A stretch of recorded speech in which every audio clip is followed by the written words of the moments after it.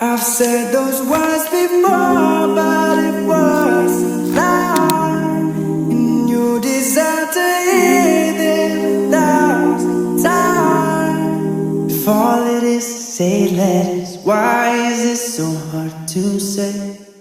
If all it is 8 letters, why am I in my own way? Why do I pull you close and then ask you for space? If all it is 8 letters, why is it so hard to say? Whoa.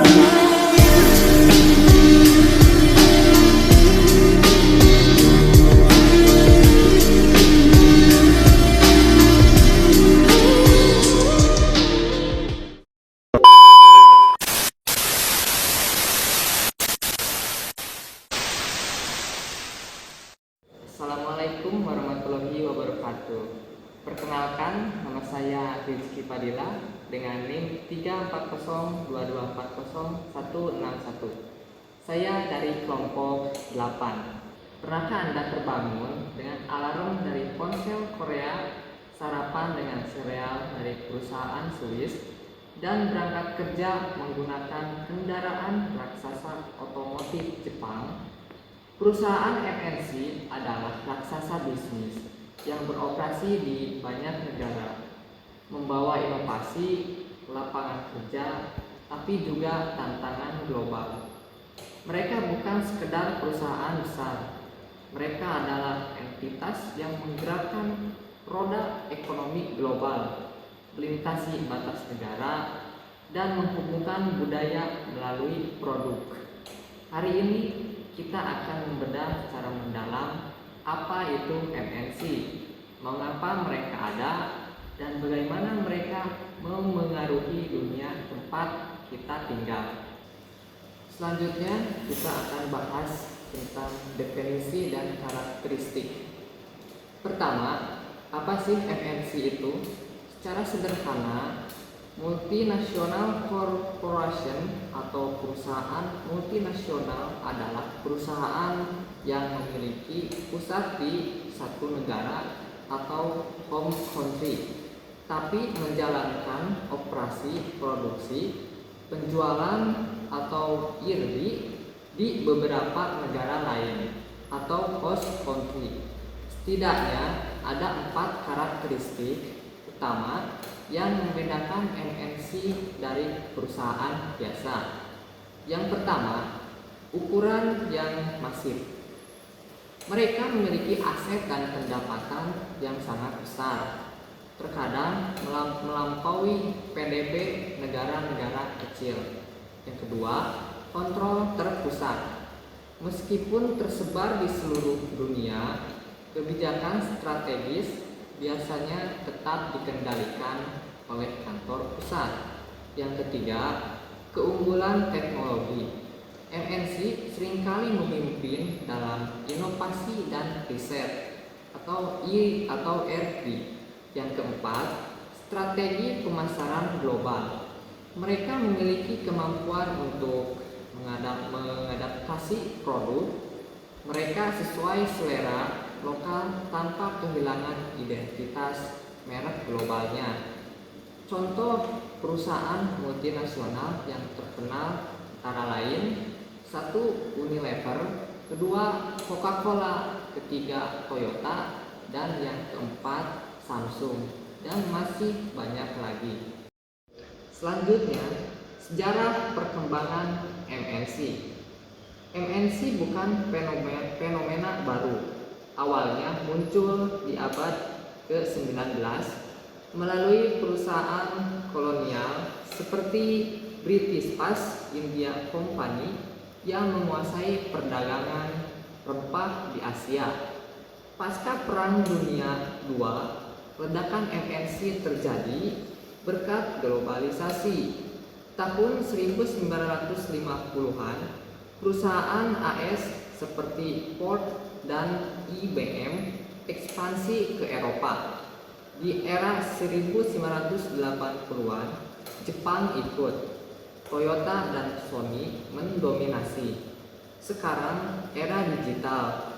Google, Alphabet, dan Alibaba punya operasi di 100 lebih negara.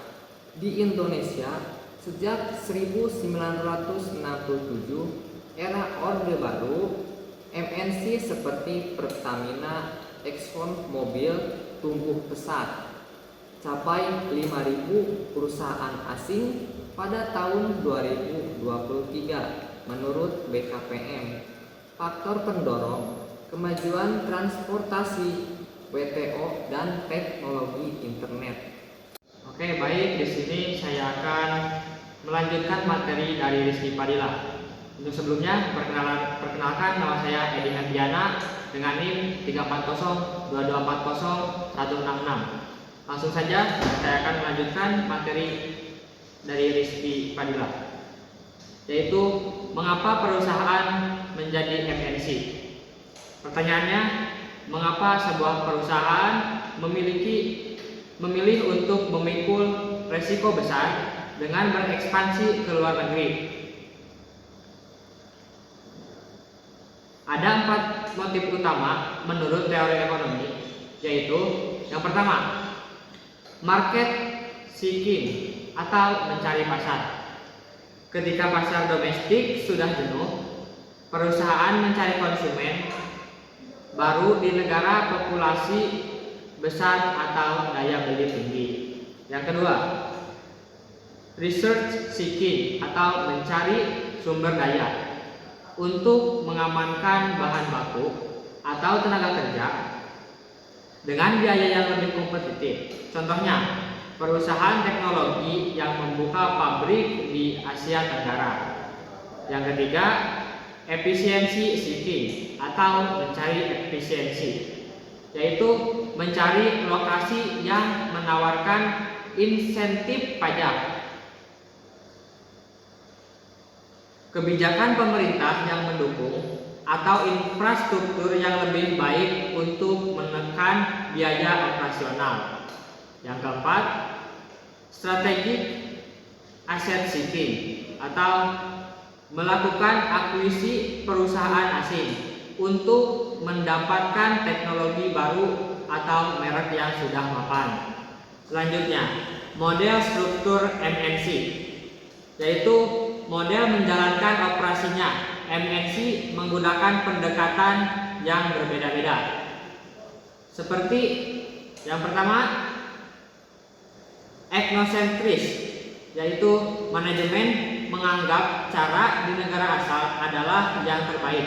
Semua keputusan penting dibuat di kantor pusat. Yang kedua, polisentris. Polisentris yaitu memberikan otonomi luas kepada cabang di setiap negara. Mereka percaya manajer lokal lebih tahu cara memenangkan pasar mereka sendiri. Yang ketiga, geosentri. Geosentri ini adalah model paling maju.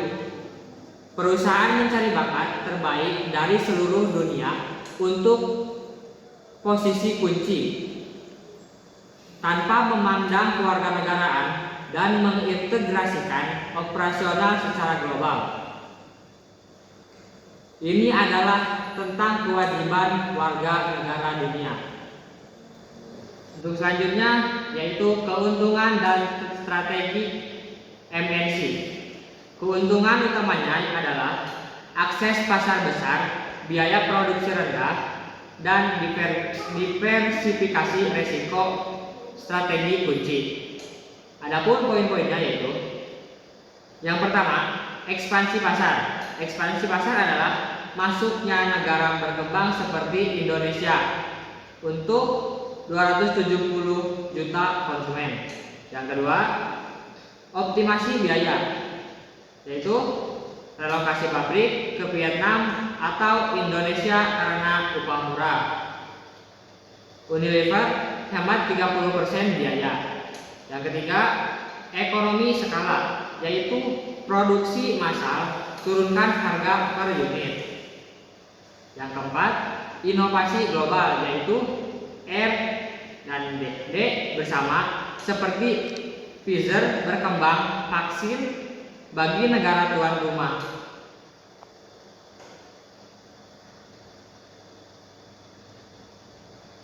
yaitu ciptakan 10 juta lapangan kerja menurut data BPS 2023. Transfer teknologi dan skill. Naikkan PDB 2-3% per tahun. Tapi strategi ini juga adaptif. Lokal seperti Indofood kolaborasi dengan PepsiCo dalam yang pertama, aspek ekonomi. Dalam aspek ekonomi, keuntungan home country sama dengan profit repatriasi. Keuntungan host country sama dengan FDI atau ekspor. Yang ketiga, aspek tenaga kerja. Yang pertama, keuntungan home country sama dengan manajemen eksekutif. Keuntungan host country sama dengan lapangan kerja massal. Yang ketiga, aspek teknologi, yaitu yang pertama keuntungan home country dan sama dengan inovasi pusat. Dan terakhir, keuntungan host country sama dengan transfer penjualan. Selanjutnya saya akan melanjutkan pembahasan dari teman saya Edi Herdiana. Baik, perkenalkan nama saya Ehsan Nurul Rizwan dengan NIM 3402240 160. Baik, pembahasan selanjutnya yaitu kehadiran MNC baik bermata dua. Mari kita lihat dari sudut pandang negara tuan rumah atau host country. Dampak positifnya memberikan yang pertama, satu, menciptakan lapangan kerja bagi penduduk lokal. Yang kedua, adanya transfer teknologi dan pengetahuan. Yang terakhir, meningkatkan devisa negara melalui investasi asing baik langsung ataupun FDI. Untuk dampak negatifnya terdapat 3. Yang pertama, persaingan tidak sehat. Dapat dijelaskan apa itu persaingan tidak sehat, yaitu perusahaan lokal seringkali kalah bersaing dan gulung tikar. Untuk yang kedua, repatriasi keuntungan. Apa itu? Keuntungan besar dibawa kembali ke negara asal, bukan diinvestasikan kembali di negara lokal. Untuk yang ketiga, isu lingkungan dan etika. Terkadang MNC memindahkan operasional ke negara standar yang lingkungan ataupun upah buruh yang minimum rendah dan selalu menekan terhadap biaya. Kita bisa mengambil contoh dari McDonald. Mereka adalah raja globalization. Mereka menjual burger yang sama di seluruh dunia. Tapi di India mereka menjual Maharaja Mac karena alasan religi. Dan di Indonesia mereka menjual nasi. Berikut adalah suatu strategi adaptasi MNC yang sukses. Namun ke depan MNC menghadapi tantangan baru, perang dagang antar negara-negara besar, tuntutan terhadap keberlanjutan dan digitalisasi yang memungkinkan perusahaan kecil berekspansi secara global dan biaya jauh lebih murah. Sebagai penutup, perusahaan multinasional adalah sebagai mesin utama globalisasi. Mereka membawa inovasi dan kemakmuran, namun juga membawa tantangan sosial dan ekonomi yang kompleks.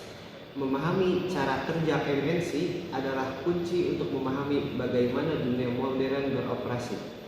Semoga presentasi ini memberikan wawasan baru bagi Anda. Terima kasih telah menonton. Apa pendapatmu tentang media MNC di Indonesia? Tulis jawabanmu di kolom komentar.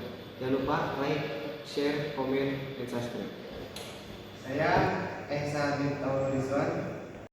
Dan saya Edi Herdiana. Dan saya Rizky Padilla. Terima kasih telah menyimak pembahasan materi dari kami. Sampai jumpa di pembahasan materi selanjutnya.